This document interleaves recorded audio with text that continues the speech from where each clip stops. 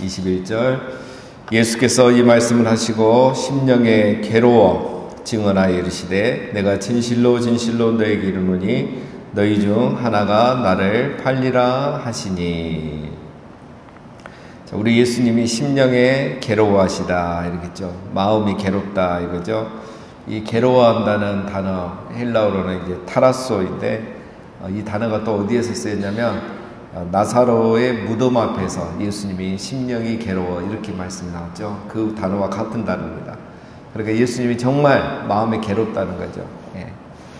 예수님이 이렇게 마음이 괴로우신 이유가 뭐냐면 지금 우리 13장에서는 예수님이 세족식을 해주시고 무슨 말씀 하셨습니까? 너희 중에 하나가 이제 나를 팔 거라는 이제 유다의 배신을 이제 이야기하셨죠. 이제 그것 때문에 마음이 괴롭다는 거예요. 제자 중에 한 명이 예수님을 팔아 넘겨야 되는 상황이 왔기 때문에 이제 예수님 오늘 밤이 지나면 잡히시잖아요. 이제 그게 괴롭다는 거고 또 이런 말을 해야 되는 예수님의 심정이 여러분 얼마나 괴롭겠습니까? 그래서 많이 괴롭습니다.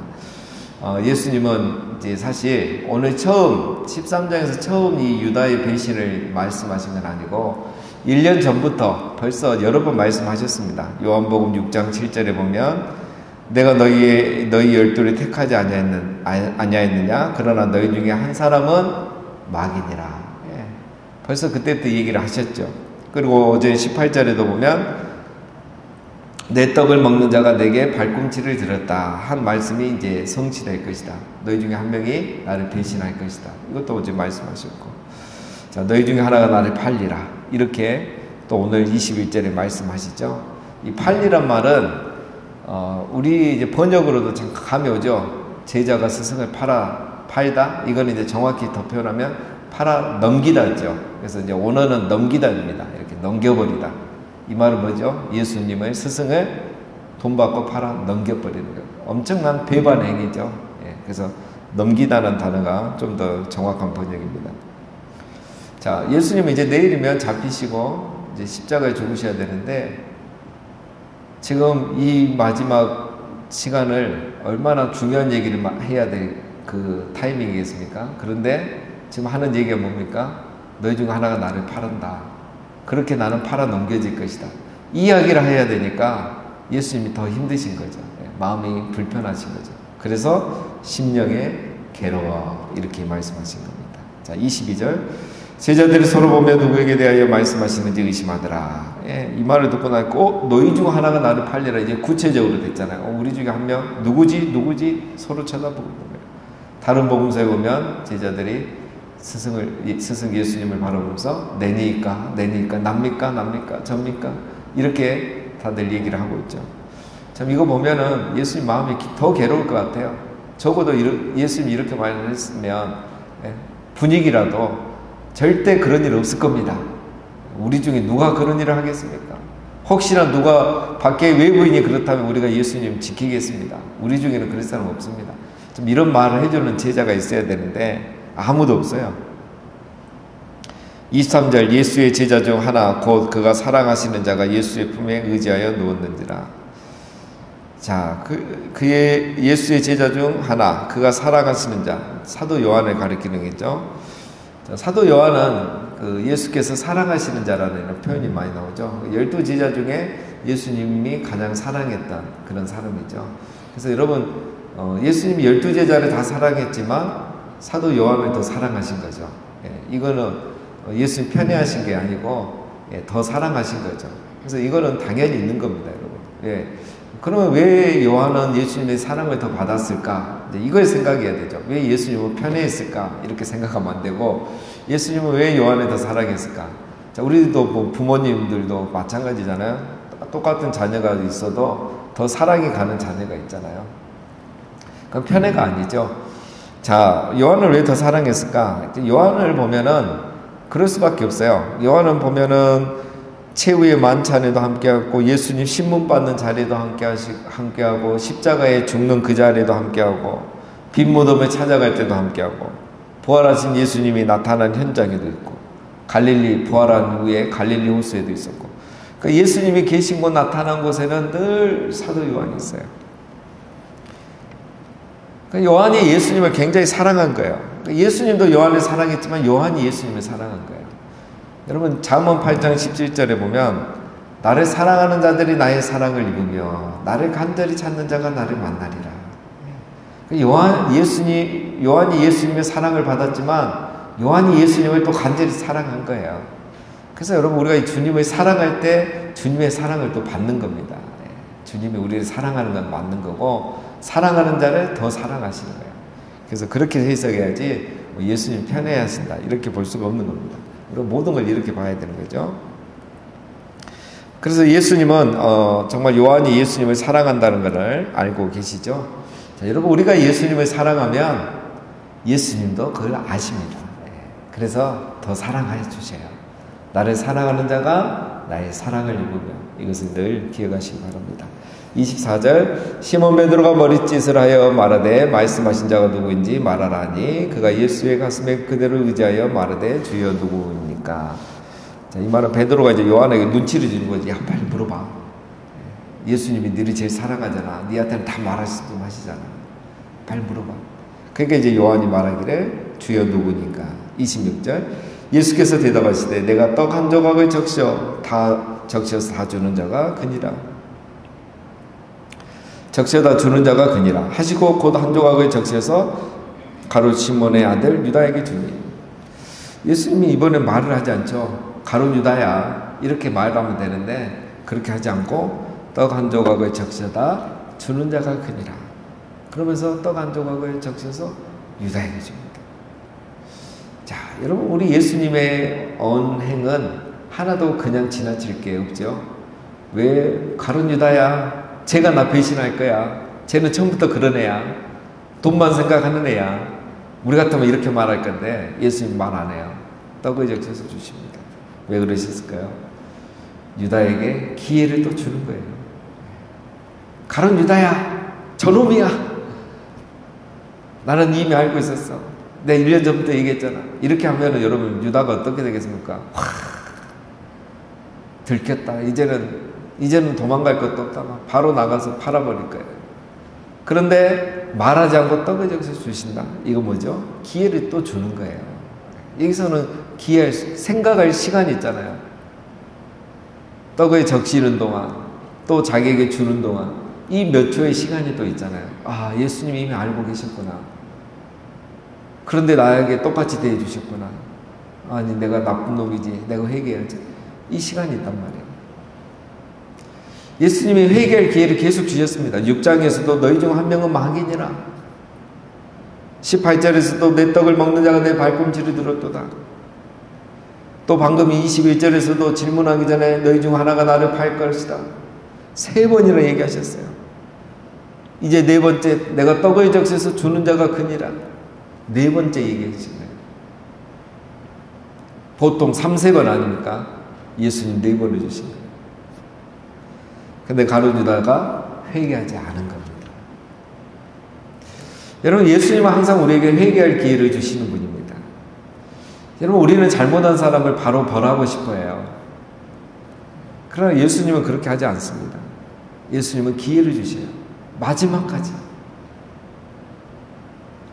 메네메네데겔 바르신 이게 뭡니까? 굉장히 무서운 말인데 사실 굉장히 은혜로운 말이에요. 벨사살 왕이 심판받기까지 예수님은 어떻게 했습니까? 하나님은 이 벨사살 왕과 바벨론을 측량하고 측량한 거예요. 제어보고 측량하고 기다린 거죠. 처음부터 바로 그 나라를 심판하지 않고 기다려준 거예요. 측량해 준 거예요. 그리고 안 되니까 우 바르신 이제 둘로 나누신 거죠. 나라가 멸망한 거죠.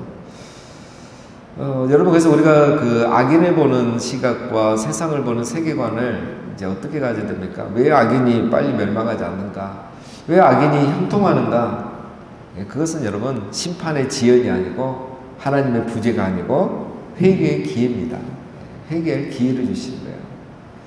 왜 예수님과 하나님은 끝까지 회개할 기회를 주실까? 지옥에 가지 말라는 겁니다. 지옥에 가면 안 되니까. 지옥은 가면 안 되거든요. 그래서 그냥 끝까지 참아주시는 거예요. 최대한. 그게 우리 예수님이고 우리 하나님이시죠. 자, 그 결국 예수님이 이렇게 기회를 4번이나 줬는데 어떻게 됐습니까? 27절에 조각을 받은 후 곧 사탄이 그 속에 들어간지라. 이에 예수께서 유다에게 이르시되 내 하는 일을 속히 하라 하시니. 떡을 받는 순간 사탄이 그에게 들어갔다. 다른 복음서에 보면 유다가 돈을 사랑해서 예수님을 팔아넘겼다 이렇게 기록이 되어 있어요. 이제 사도 요한은 그걸 영적으로 해석한 거죠. 사단의 역사와 유다의 그 마음이 하나가 돼서 이제 이렇게 일을 행하는 거죠. 둘 다 맞는 말입니다, 여러분. 유다는 뭐 돈을 사랑 안 했는데 사단이 와서 돈을 사랑한 게 아니고 돈을 사랑하는 유다의 마음에 사단이 역사한 거죠. 그래서 유다는 결국 회개하지 않을 겁니다. 회개하지 않으니까 어떻게 된 거죠? 사단이 들어간 거예요. 돈을 사랑하지 않는 사람은 누가 있습니까? 다 돈을 사랑하죠. 뭐 그 제자들이 예수님을 따른 이유가 뭡니까? 다 예수님이 정치적인 왕이 되면 자리 하나씩 얻기 위해서 한 거잖아요. 다 돈을 사랑하는 거죠. 명예를 사랑하는 거. 근데 그 자체가 나쁜 게 아니잖아요. 필요한 거잖아요. 근데 문제는 그게 이제 절제가 안 되고 그것 때문에 예수님을 팔 정도가 된다는 거는 이미 시험에 들었다는 거죠.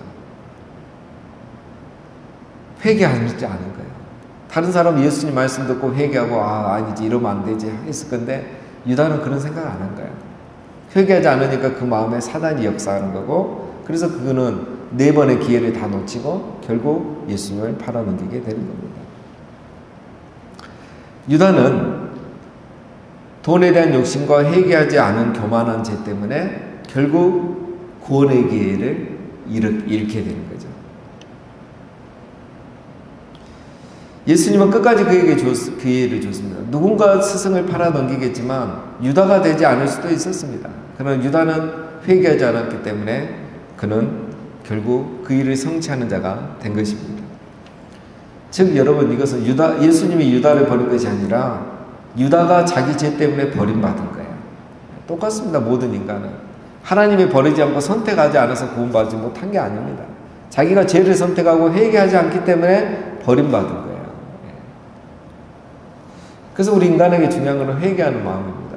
회개하는 마음에 성령이 임하죠. 회개하지 않는 마음에는 마귀가 역사하고 회개하는 마음에는 성령이 임하는 겁니다. 회개가 있고 없냐가 굉장히 중요한 거예요. 우리가 요한계시록에서도 살펴봤죠. 여러분 7년 대환란 중에 후반기 대환란이 되면 회개하는 자가 없어지잖아요. 그래서 여러분 우리가 회개하는 게 중요합니다. 우리도 돈을 사랑할 수 있고 뭔가를 사랑하고 다 유혹 속에 삽니다. 그러나 늘 말씀을 듣고 우리 자신을 돌아보고 회개할 때 성령께서 우리를 새롭게 하시고 새 힘을 주시는 거죠. 그래서 말씀을 듣고 기도하고 하는 게 중요한 거예요. 그렇지 않으면 우리를 높여주려는 사람들의 손을 잡게 되어 있는 거죠. 그런 시험과 유혹으로부터 이기기 위해서는 예수님이 기도하셨고 이 시험과 유혹을 이기시고 오늘 우리는 기도함으로 회개하고 성령을 받아야 되는 거죠. 자, 28절 이 말씀을 무슨 뜻으로 하셨는지 그 앉은 자 중에 아는 자가 없고 어떤 이들은 유다가 돈깨를 맡았으므로 명절에 우리가 쓸 물건을 사라 하는지 혹은 가난한 자들에게 무엇을 주라 하는 줄로 생각하더라. 제자들은 전혀 무슨 말인지 모르죠. 상상을 못하니까 감히 예수님을 팔아넘기다 상상을 못하니까 내 할 일을 하라 이 말을 하니까 뭐 장부 정리하라든지 유월절 음식 준비하라든지 그렇게 생각한 거죠. 30절 유다가 그 조각을 받고 곧 나가니 밤이라라. 밤이 됐죠. 이것도 의미가 있죠. 자, 유다의 강박한 마음은 예수님의 사랑을 결국 거역합니다. 거절한 거죠.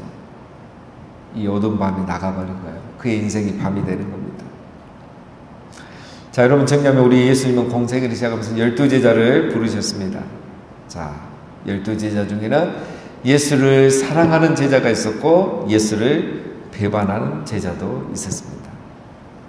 예수를 사랑하는 제자는 늘 예수님 곁에 있기를 즐거워했고 예수님을 배반한 제자는 늘 예수님을 이용할 생각만 했던 거예요.